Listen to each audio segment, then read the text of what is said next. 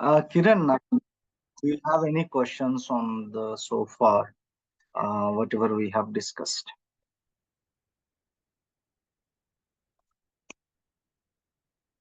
Please let me know if you have any questions. So we'll continue that. Okay. Now, in this today, in today's session, we are going to talk two things here.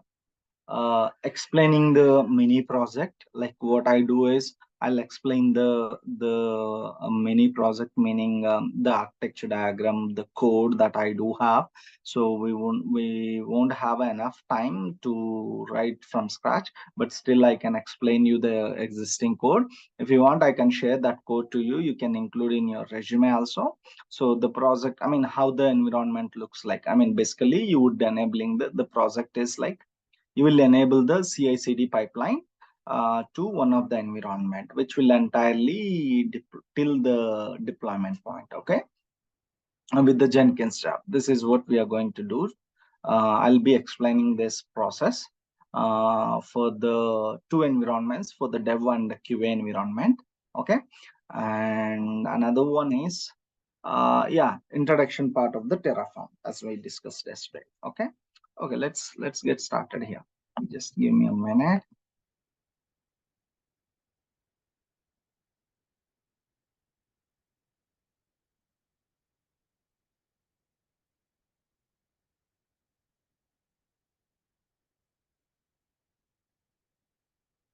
Okay, awesome.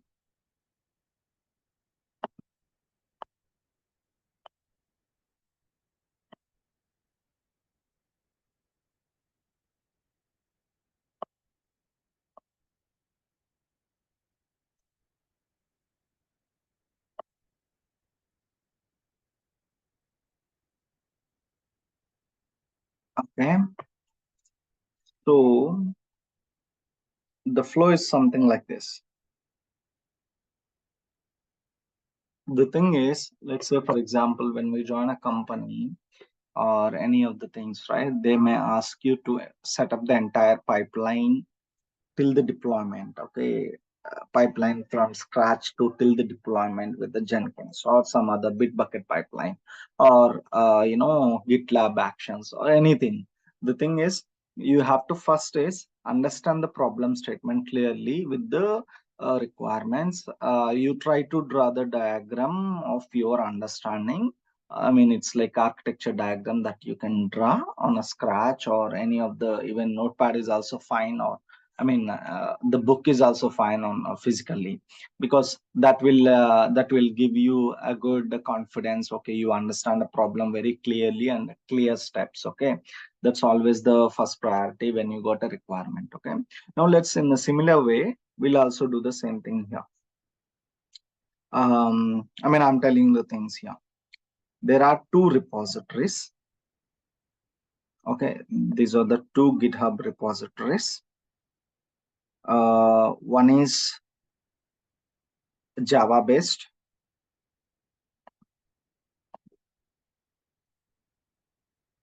which are the microservices. Another one is Node.js, which is the front end. Okay, these are the two repositories which are presented in a GitHub or GitLab. Okay, so these are the two things. Under this is a Java based project, right? I mean, this is a repo in a GitLab, and which are related to the Java, meaning internally it will have a 5 microservices.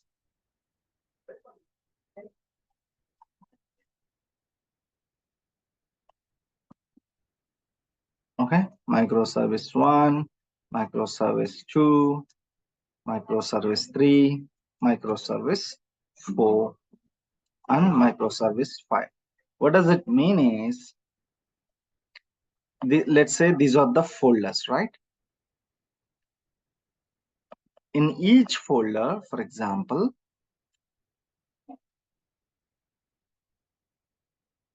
in each folder, there is a pom.xml.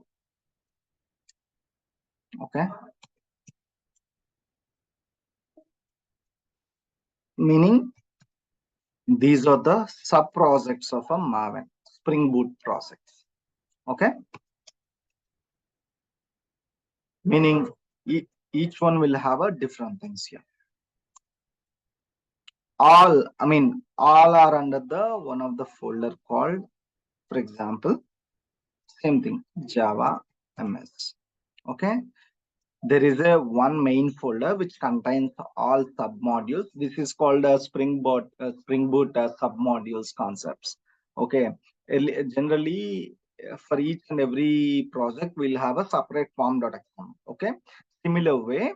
It's a different way. Like we'll have a one form.xml which is a single that internally related to each microservices. Okay, this is how a folder and code structure will be presented here. Okay, now this is a Node.js project which is related to the front end, and for the UI development code which will have, and it does not have any microservice or anything. It is only one single repository and everything here. Okay, now when you want to deploy any this is basically a web application related to one of the manufacturing company related focused, and now if we want to deploy this in any of the environment, you have to combinedly together. You have to deploy it together. Together means, of course, you can start independently, but without, you have to install both the things. You have to deploy both the things here. Now let's see how we would be deploying. I'll tell you how we will be deploying it. Okay. This has been getting deployed. Java projects are getting deployed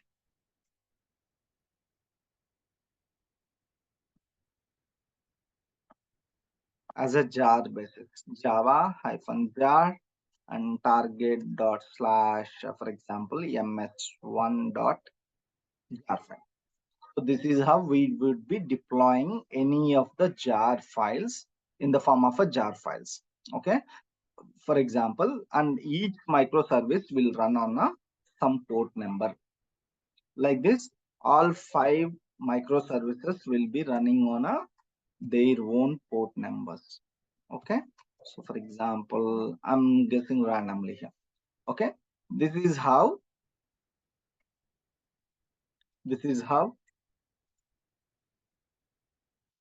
their existing environment, or this is how their deployment is happening. Okay, when you join a company, right, first you have to understand how their deployment process. Okay, this is how they deploy their backend services. Okay, now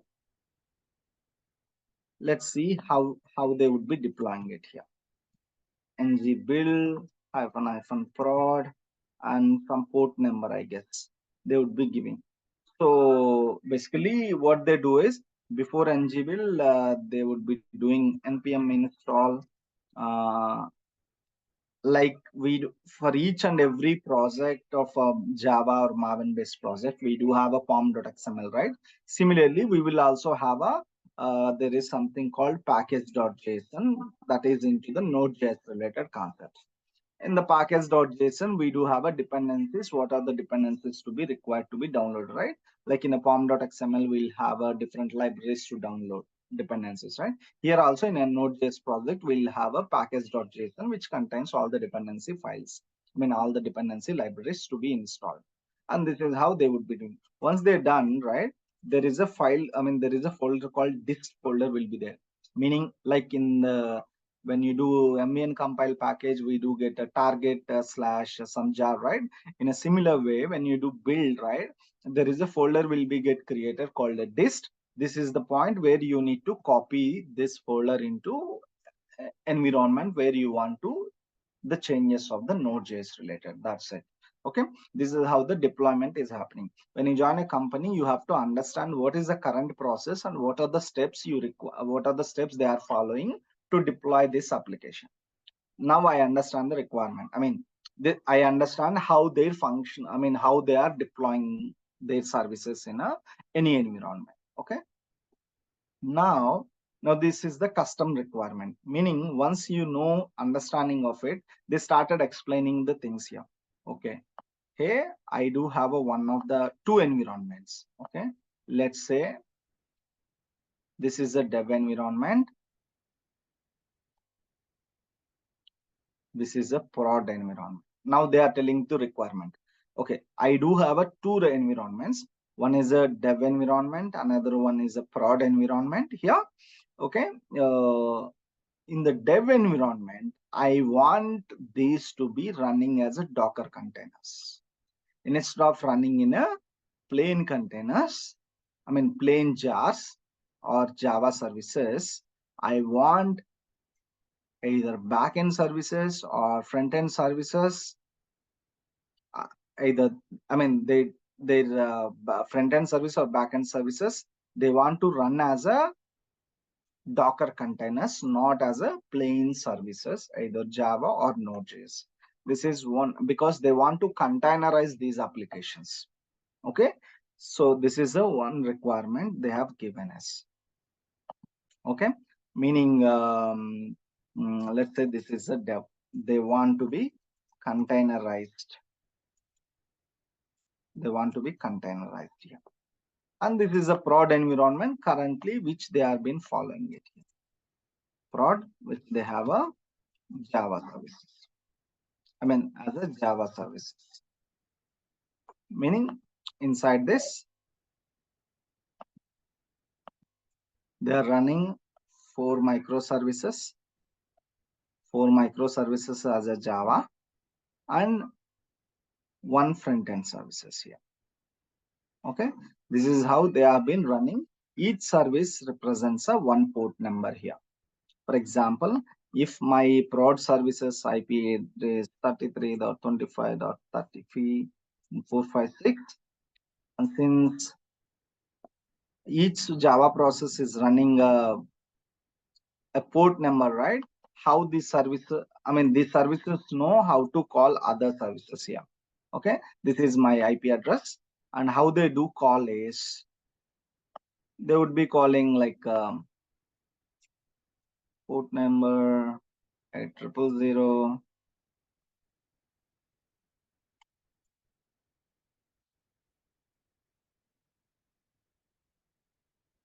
Okay, this is the UI which is running on a page, and this is 804, and this is 803, and this is 802 and 801.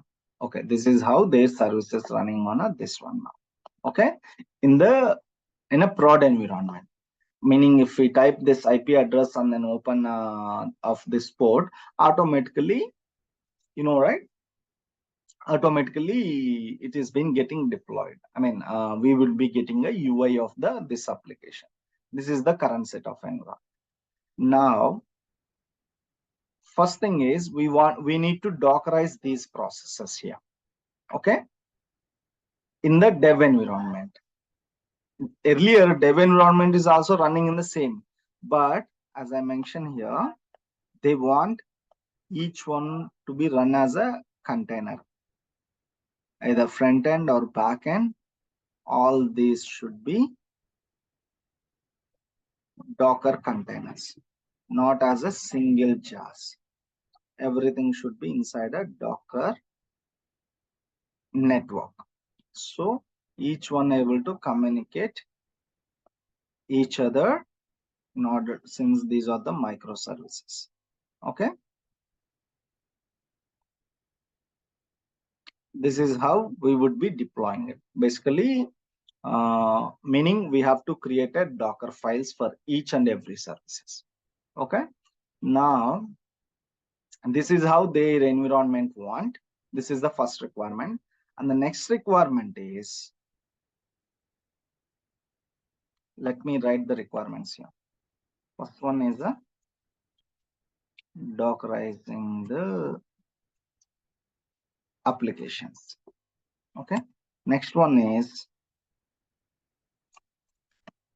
pipeline automation.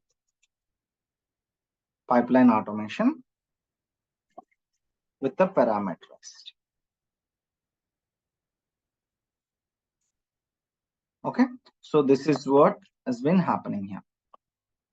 Okay, where will there be any problem if we run with a single without Dockerization? Meaning, Naveen, I didn't get you. Will there be any problem if we run it as single without a Dockerization? No, I don't think I mean, we won't get any problem. The thing is, why we want to um, what you say, why we want to dockerize is they are trying to move towards to the containerized platforms, especially Kubernetes side. Of course they won't go directly with the Kubernetes. First incremental way they would be moving from standalone services to microservices, that too in a step by step manner. Like first they'll spin up a containers, and then they will be uh, you know as I mentioned right here, this project structure. Earlier, all the modules, all the microservices in a single repository, but not the submodules. Since they want to move towards the microservice, they have divided their entire architecture from a from a single source code to multiple services like this. Okay, before this they do have a one single repository which contains all the code, which is a dependent. Then they started dividing the modules wise, and then divide as a microservices here. That's how they transform from a monolithic to microservices from the code level itself. Now they want to do follow the same at the infrastructure level. That is where the DevOps person comes into picture. Okay, so now this is the one thing, right? And the next one is what else? Yeah, right. Okay, now how they were been deploying. Earlier they were been deploying all these services into, right? Earlier they were been deploying all these services, as I mentioned here, right?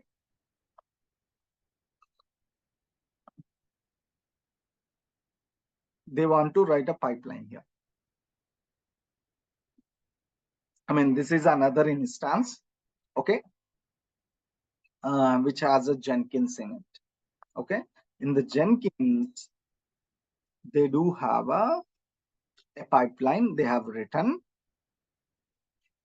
This pipeline, what does it do is it will just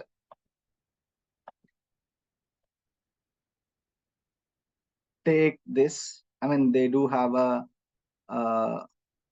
they do have a pipeline, I mean, Jenkins jobs, which will take the source code from these repositories, either front end or back end. What does it do is it will compile it, clean it, package it. We know, right, all the phases of the Jenkins job, and it will do all the things. And then finally copy the output for this in case jar file into prod environment, and then run it. So this is how they want a requirement. Meaning currently they have been following a manual deployment. Once what they do is they'll have a submission. Either they'll use their local machine like their laptop, clone these repositories, compile it, clean it, package it, and then get a jar. And they do SSH or SCP to the prod machine as they do the a jar to the prod machine, and then they'll run the jar. Okay, this is how their deployment is happening. Now now what the thing is, they want to automate this deployment process also here. Okay, and now they are saying if it is a dev environment, first we want a dev environment to move towards to the containerized. Everything works with the dev environment. They want to deploy the applications as a Docker containers in the prod environment also. First their requirement is they want to set up a Docker containers here in the dev environment, and they want to deploy. If it is a prod environment, they want to deploy as a jar service. This is how their requirement here. Okay, and everything I want to be as a single Jenkins pipeline. What they are asking is, I need a Jenkins job which has to ask me, right? Which has to ask me which environment I want to deploy. If it is an environment of a dev, I want to deploy as a Docker services. If it environment is a prod environment, it has to deploy as a jar files. Okay, this is the requirement. And even they are also asking, how do they decide whether it is the environment of a dev or a prod? And along with it, they want a choice of the branches in these repositories also. For example, this is a repository, right? This contains a master branch, a dev branch, a staging branch, or QA branch also, right? And they I mean, their deployment should be based out of anything except master. If they select the master from this repository, it has to go through the, it has to deploy at the, what do you say, it has to deploy at the prod instance. If the branch is other than the master, it has to deploy the dev environment as a Docker containers. This is a requirement. Okay, so let's Dockerizing things here. First thing is,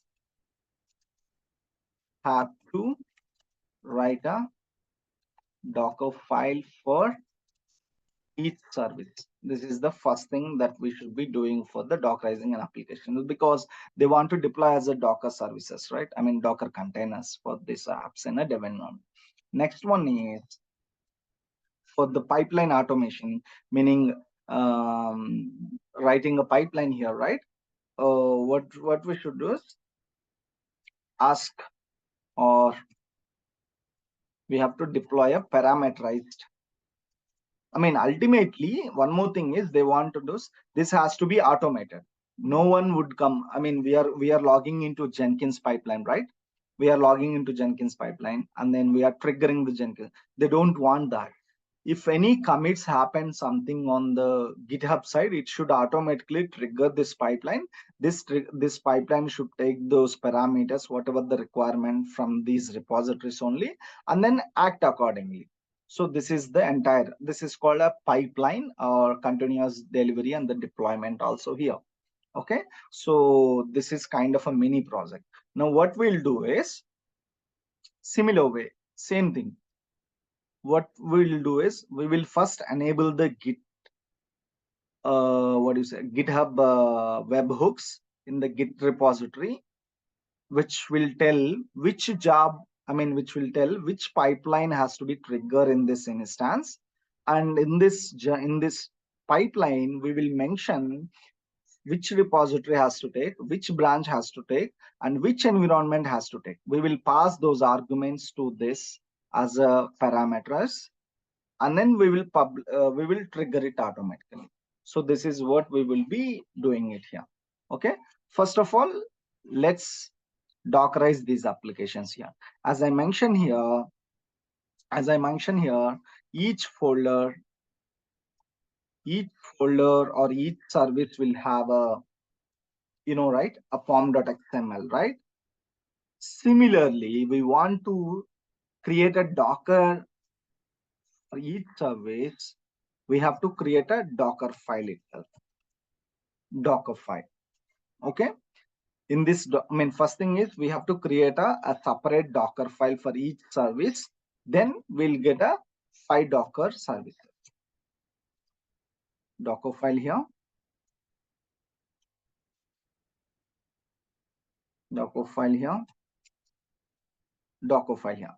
In a Docker file, we will mention a content like it has to copy the it has to copy the jar file, and then we will tell all the, now I mentioned, right, if we want to run the if we want to run, or if we want to deploy our services in as a jar, right, this is the command, right? We will mention the same thing in a Docker file, apart from other than what we mentioned. Let me show you here. Let me show you two things here. Just give me a minute. Okay, so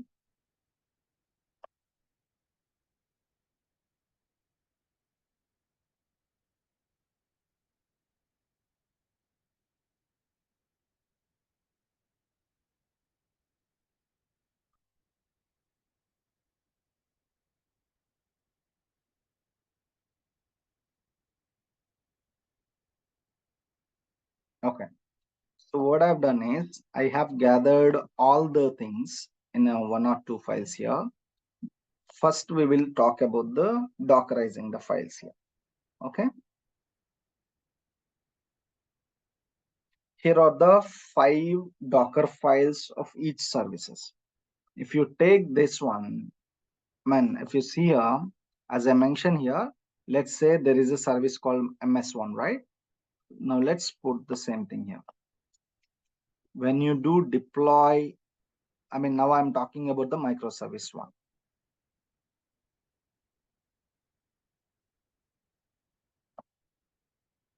Oh my God, what does that happen?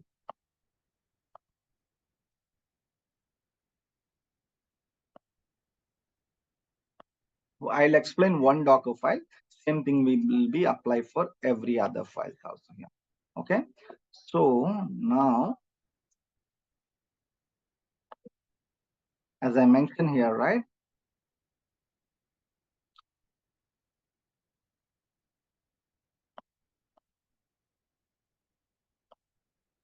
Okay. Now this is a microservice one. I have renamed, I have renamed it to microservice one. Actually, this is a RAT email service. This service name is nothing but a RAT email service here. Okay. So what there is a file called Docker file.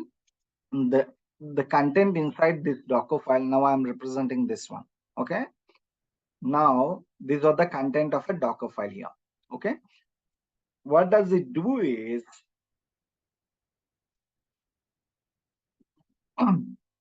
it will take the OpenJDK 8 as a base.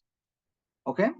And it will expose a port number called 8089, meaning the RAT email service or microservice one will run on the 8089 port. Okay. So, and then it will add a jar file from a target folder and then copy as a RAT email 1.0. And then whenever the container started, it will execute this command. Okay, entry point is nothing but a whenever you spin up a container from an image, it will create an instance or container, right?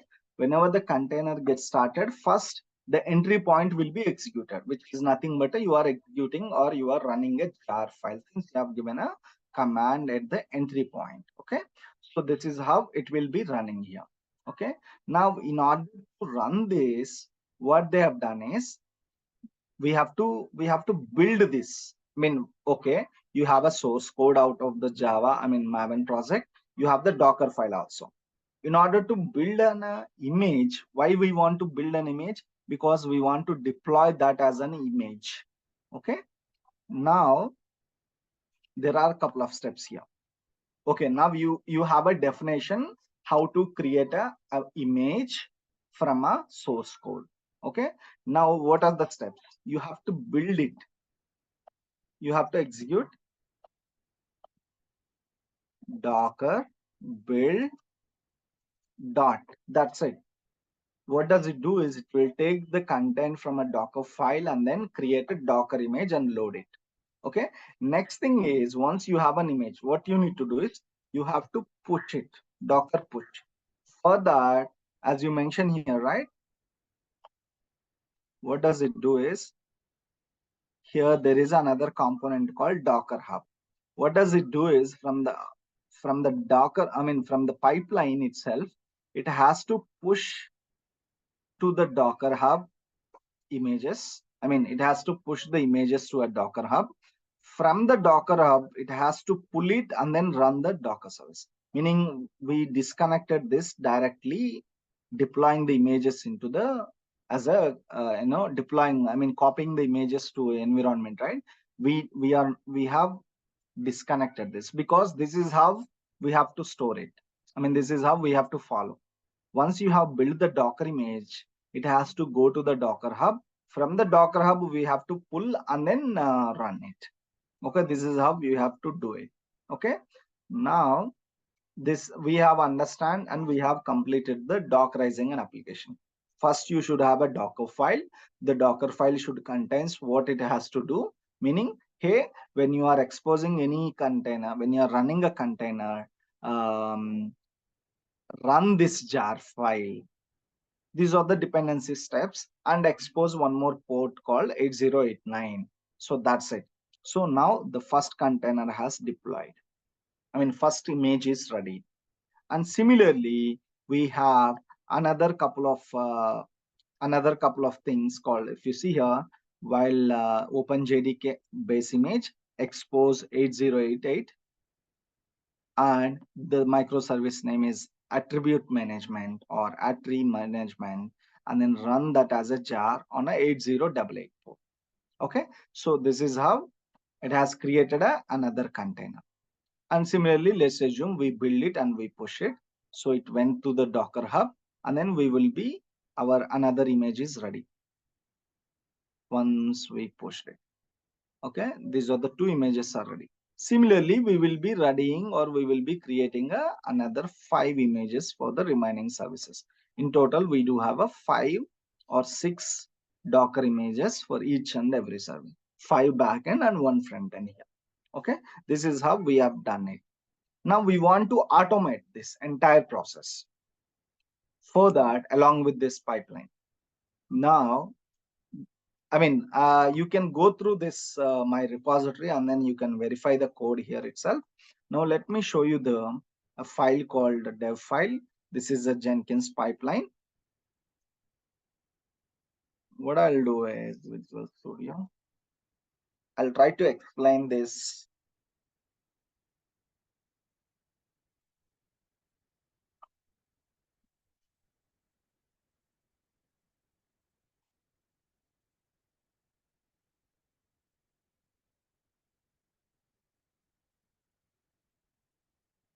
Okay, here. So we have, now we are talking about this aspect, this pipeline. Now we just seen the first part, like how we have Dockerized with the help of this, and then you can go to my repository and then see this particular Jenkins pipeline repository and then Docker files. You can understand of all this stuff here. Okay. Is that 8089 is the port number for that service, right? Right, exactly.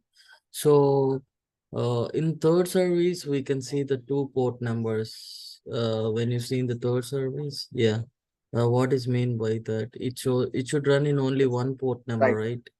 right? Correct. So the problem is, in this particular repository, of course, there is a point here. So each and every services, for example, when you have a source code, right? I mean, Maven repository. In the Maven, for each and every Maven repository, there is a pom.xml, right? Similarly, there is another file called application.properties. In the application.properties, we will be mentioning which port has to be run. Okay. Now, point is, for example, if the application, let me put it this way. You correctly pointed out here. Now, for example, this is a CMP MGMP. This is a service name. CMP, this is the one thing. And here we do have a form.xml, right? And similarly, we do have a app.properties. In the app.properties, if you ask me what is the content looks like app.properties, in app.properties, we will be mentioning where is the database, what is the service, what are the usernames in an encrypted format, and what are the global configurations, what port it has to run, what are the parameters it has to take, like how much RAM it has to take, and different parameters has to be taken or representing in the application.property file. Okay, now in this application.property file, they could have mentioned 8085 or 8761. They can opt it. Okay, they can opt means they are switching between either of these ports. It depends on their requirement, meaning sometimes they would be running 8085, but sometimes they would be running a 8761. They would be mentioning in the application.property. Why they have mentioned means That is their requirement. Maybe because they want to switch between these two ports because of some whitelisting ports and everything. But the point here is, when you create a container, right, from an image, for example, this is an instance. This is, for example, there is an image called cmpmgmt, and you would contain, I mean, you would spin up instances, or you would be spinning up the containers, right? Meaning, when you say docker run, what does it do is, it will expose the two ports, 8085 or 8761. But in other cases, it will expose only one port. This is the main difference. And they have mentioned the two ports as an expose. That is their requirement. They want to switch in between 8085 or 8761. On a safer side, they have exposed at the Docker definition level. For example, you created a container. Okay. If you want to switch to, for example, the application is by default 8085 is running. Now, if you want to switch this, I mean, from 8085 to 8761, what they need to do is, again, they have to come to the Docker definition file, and they change from 8085 to 8761, and then build it, and then come and then build the Docker image, push to Docker hib, and then I mean, basically, you are creating a new image and then pushing into Docker hub, and then downloading the Docker hub, downloading the new image from the Docker hub, and then deploying it. There is a lot of process. To eliminate these steps, right, what they have done is, at the Docker definition level itself, what they have just done is 8085 they have mentioned, and as well as 8761. When you are running a container, or when you are creating a container, you would be providing some kind of environments, right?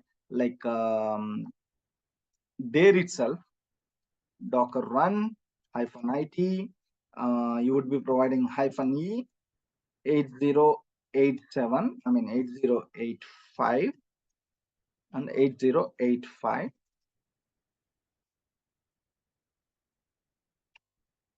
and then image name, for example, cmp mgmt. This is what you would be running. Oh, I can't see your screen. I think I can see only the Jenkins pipeline Docker file, CMPT, MGMT. Okay. Oh my God. Is Yeah, now? yeah. Now I can see it. Okay, okay. You Thank have you. seen me the diagram, right? Yeah. Okay, right, fine. Okay. Now, I mean, this is what I'm talking about. So this is a definition of the Docker management file, and this is the source code of thing, which contains the pom.xml and app.properties. And app.properties file, let me show you again here. Maven app, I mean, application.property, and I'm just showing you how it looks like. See, they have a application.properties file, right, which contains a different parameters. I'll show you the content also here.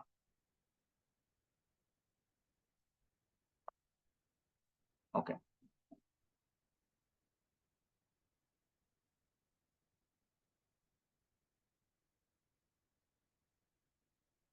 Yeah. So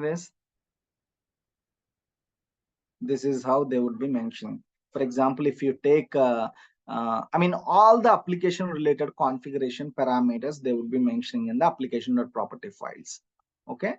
So in a similar way, in our use case, the main thing is, if they want to switch, for example, you have already image called Docker cmpmgmt as a latest image. Now, if you want to switch this port number from 8085 to 808761, what they have to do is, again, they come to this Docker definition file and change this port number from 85 to 761, and then build it, and then push to Docker hub, and then pull the new Docker image from the hub, and then run it again. So instead of doing all the steps, if they want, what they can do is, Docker stop of the previous, and then again they can run in the So 8. this everything is going to run it through manually or through automation? Through automation. Here is the Oh, automation which I'm explaining now. Okay. okay. Okay. So yeah, here is the one. I hope you understand what I'm talking, right? Here is the, where is this? Yeah, my source code.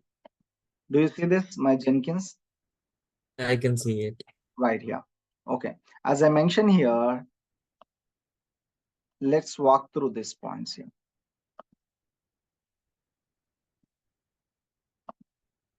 Okay. Okay. Totally, if we understand this, there are two aspects of it. Running the services as a Docker containers is one functionality. Running the jars as another functionality. This has to be run if it is the environment is a dev. It has to run as a service, Java services if the environment is a prod. Okay. So this is, for that I have defined a two functions. Build the jar and deploy a jar. Meaning this is what we have done it. Meaning this functionality I have created it here, and build and push a Docker images.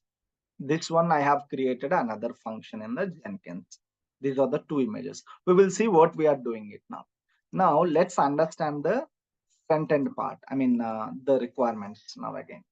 Okay, I'm taking a two, I mean parameters, like select me the either prod environment or dev environment. Okay, do you want to deploy this environment which is a dev, or do you want to deploy prod environment? Okay, now once he selected, we are asking, okay, which branch you want to deploy, either master or dev or staging.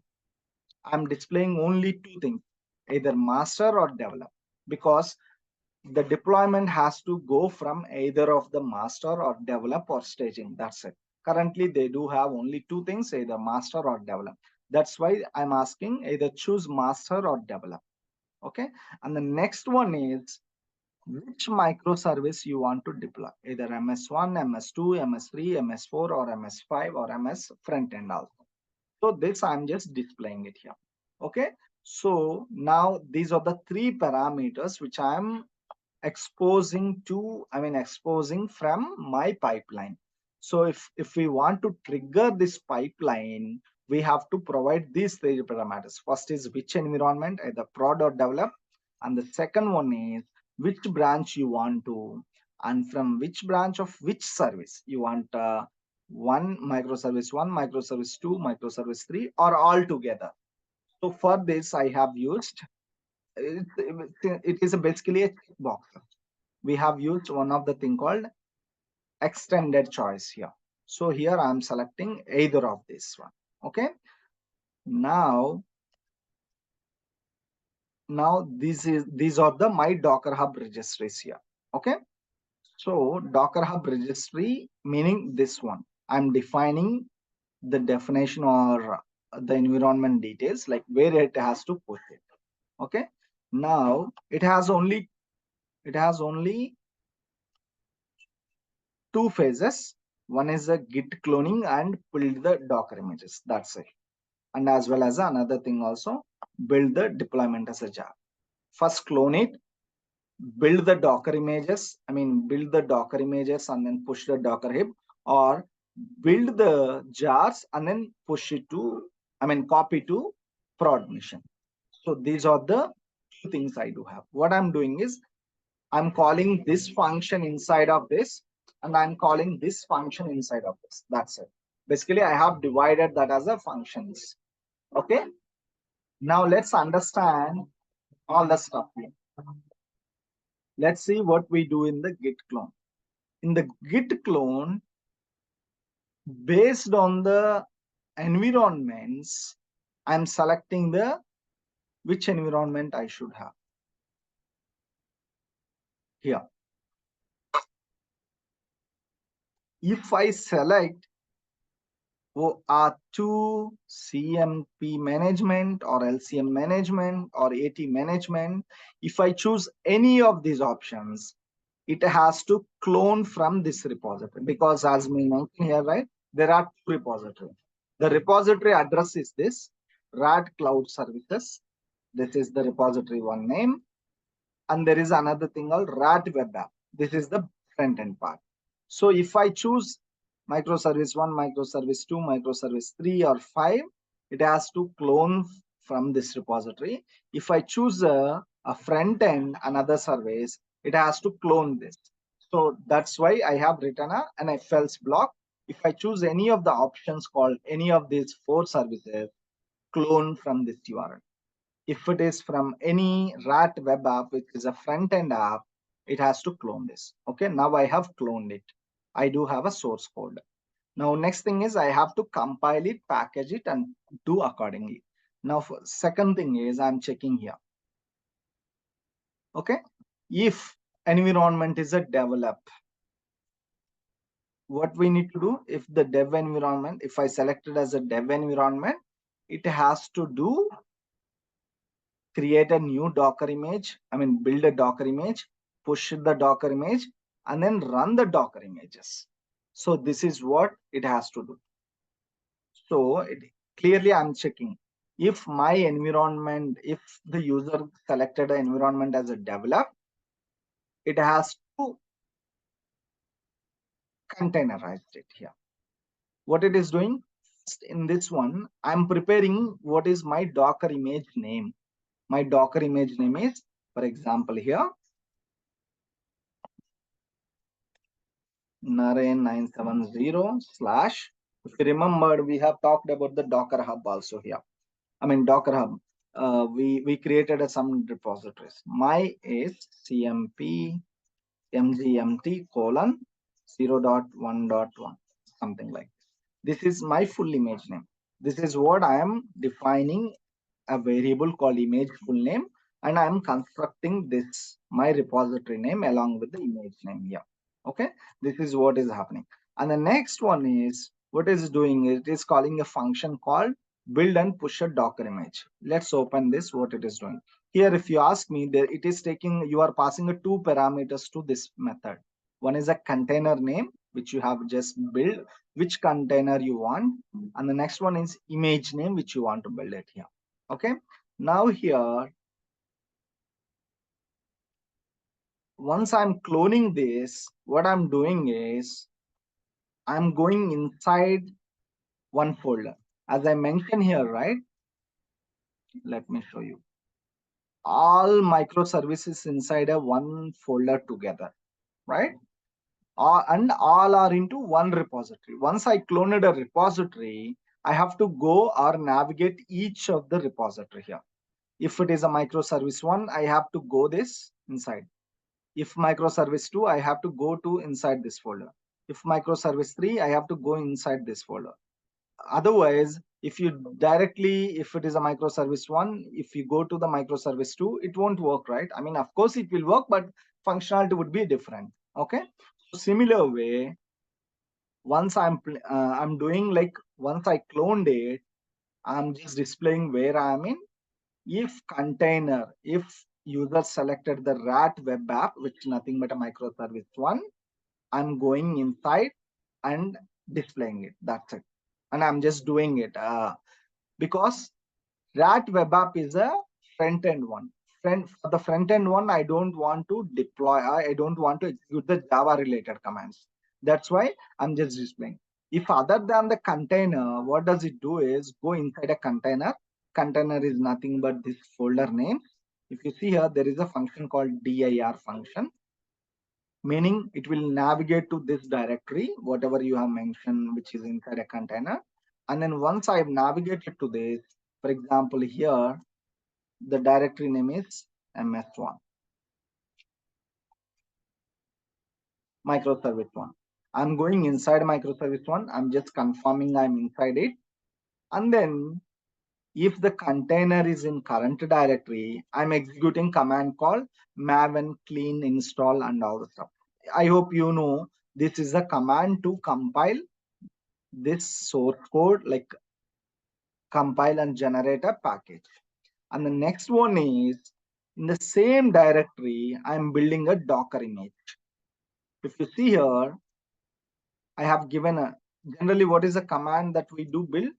Docker build dot, that's it. What is internally happening is, in the same current directory, it will look for something called Docker file, and then build a image according to the definition of the Docker file. Okay, this is what will happen. Now, similarly, we will achieve the same functionality with the Docker plugin in the Jenkins. This is a Docker plugin. Docker plugin is exposing a method called docker.build.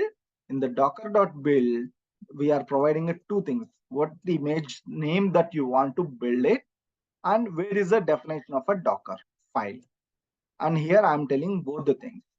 And with this, these are the steps which is happening. Where is that? Yeah, Docker build dot. Otherwise, another way is Docker build -f Docker file. That's it. This is what has been happening with this, with the help of Docker plugin in the Jenkins. Okay. Once this is done, once I have created a Docker image, I'm gonna push, meaning I have created a Docker image and I need to push to the Docker Hub. This is where I have defined my Docker Hub credentials, where Docker Hub username and password. And then I'm logging into the Docker Hub using a Docker login -u with this username and this password. And then finally I'm pushing it. Okay. Once I have pushed it, what I'm doing is I'm logging into this dev container and I'm stopping the container. If already, let's assume this container is already been running, what I'm doing is I'm stopping this container and then I'm deleting it. I'm pulling the new image from the hub again. Here, if you see here, when you say Docker run, right, what does it do is, once you deleted this container, when you run it, if we did not find that image inside a local repository, what does it do is, it will automatically download the new image from the Docker Hub and then run it. You don't especially need to pull. Otherwise, we can also add one more function called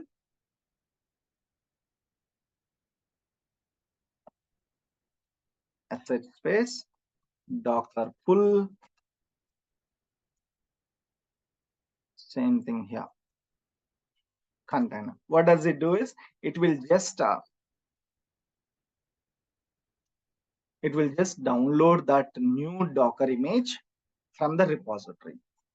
Even if you don't mention this one, it will execute. I mean, it will pull automatically when you run it directly.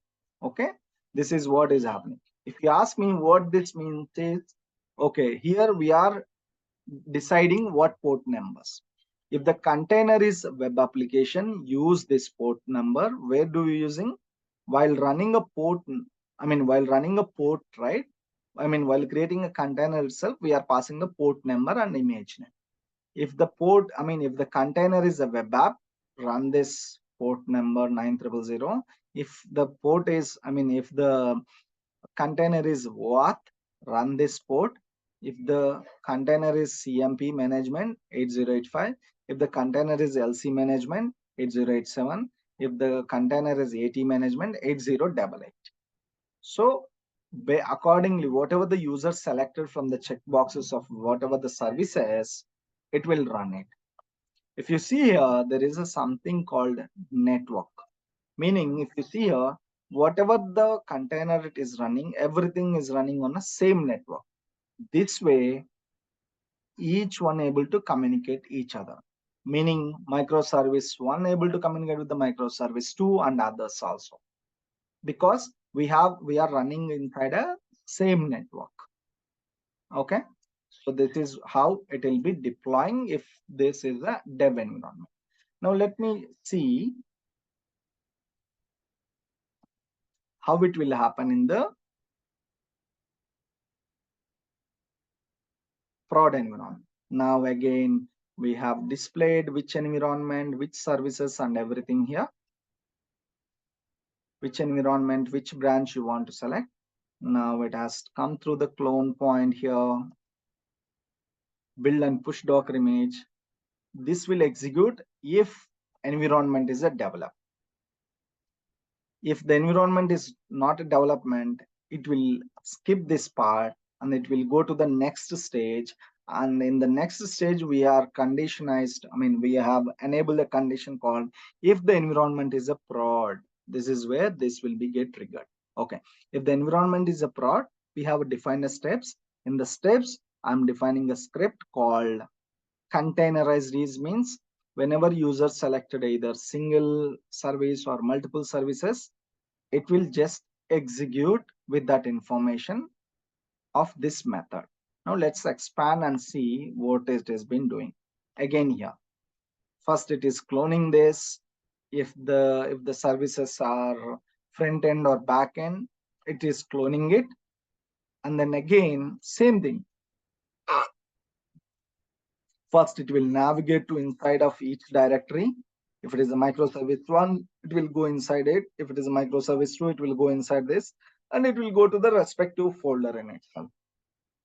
And then finally, it is executing a Maven clean. These steps are common for the dev environment and prod environment.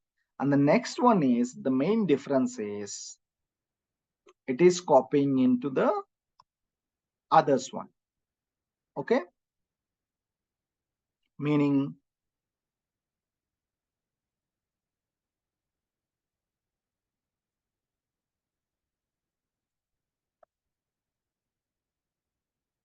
it is once jar has generated, it will copy that into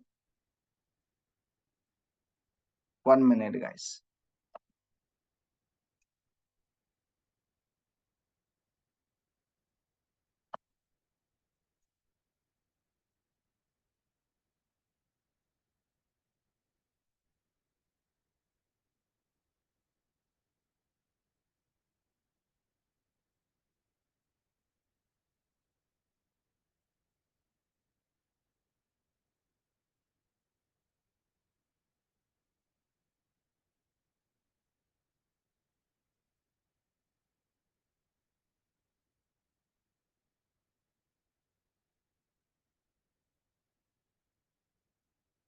Okay, I'm back.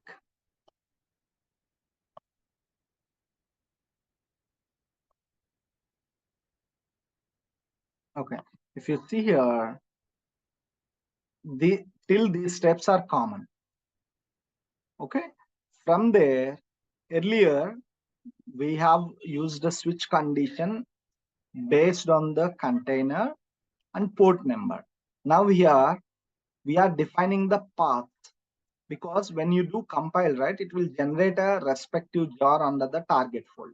If the container or if the microservice is web app, this is the directory. If the microservice is OAuth, it will get the jar under this directory. If the microservice is CMP management, it will get the directory under the target of CMP management.jar. If the microservice is LCE management, it will locate this information from this directory.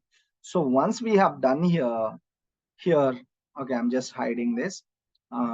So these are the definition of the mission. Where do we want to copy? For example, this is the mission we want to copy. Okay.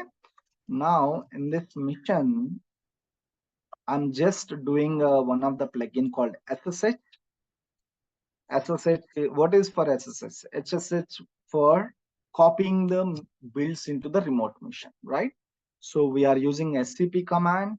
While doing SCP command, we have to pass -i, because we know, right, how to log in with the into EC2 mission with the help of PEM file, right? Similarly, I'm doing with the SCP with the PEM file here itself. And here I'm copying the jar name, which was built this dynamically based on the container. If I select the OAuth microservice, the jar name is and the jar location is target OAuth.jar. To this one, I mean, if you ask me this one, the command is like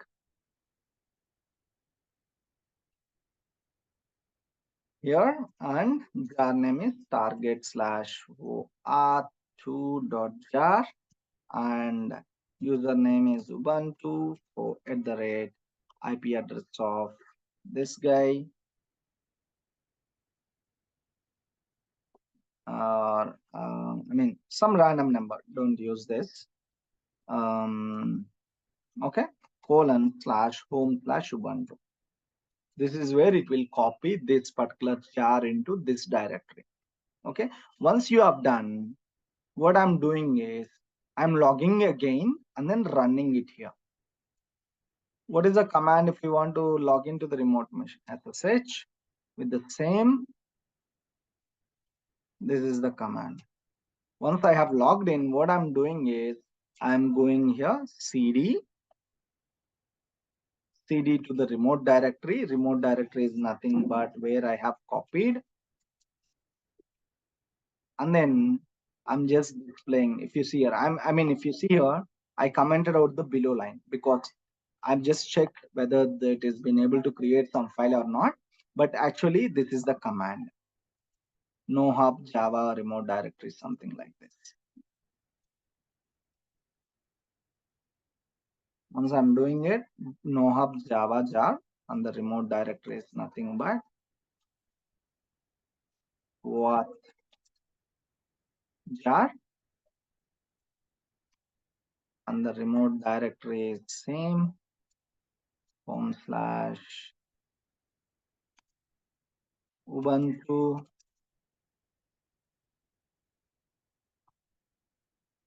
slash what dot log file. Generally, we just run only Java jar, that's it. But I want to run this service in a background mode. So I have used the no-op.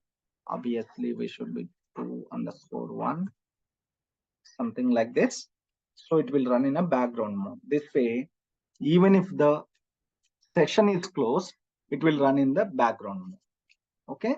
So this is it, guys. So if the environment is a prod environment, I'm doing SSH and copying the jar and running it.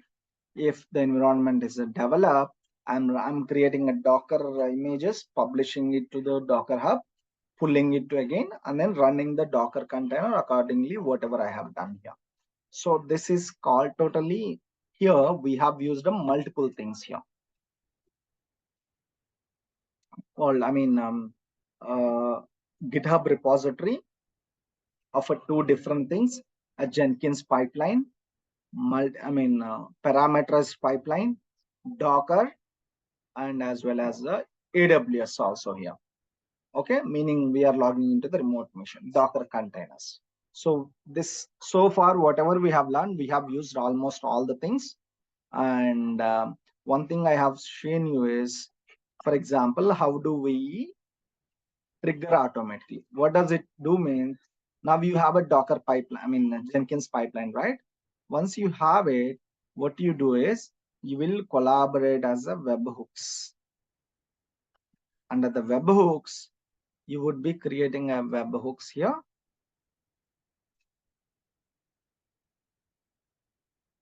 Here you will just create a, the Jenkins URLs here. For example, HTTP colon. For example, if my Jenkins pipeline is hosted on this slash jobs slash dev pipeline colon, it has to take a 3 parameters, right? For example, first one is env equal to develop, and next one is a branch equal to develop, and you are providing one more thing called uh, what is that? Containers. The environment name is containers equal to, for example, microservice 1, comma, microservice 2, comma, microservice 3. What does it do is it will trigger this pipeline with these parameters, and automatically it will do the necessary set and necessary steps according to the definition of the your Jenkins pipeline. This is how you integrate, or you would ultimately publish your entire, I mean, you would be doing a deployment through automation, which is nothing but a CI/CD pipeline. You have enabled the CI/CD pipeline along with the Docker for the different environment. Okay, so generally the dev environment and prod environment should be identical, but they are migrating process. I mean, they are trying to, you know, make sure both environments are identical in terms of architecture also. So that's how they are following it. Any questions, guys? Naveen, Kiran, if you have anything. But I know it may be confuse you, but still this is how it works. I would recommend you to watch again this and then try to understand. If you have any questions, you can come back. So it will be easily understandable. Yeah, Kiran. Sorry, yeah, Naveen. Any questions on this? Clear so far? Of course, it may confuse you, but still it's worth if you rewatch it again. Yes, Narendra. Yeah. Okay, right. Thank you. Sure. Okay, that's it from today. Yeah, I know we have spent a lot time in this one, but make sure we will start the Terraform tomorrow.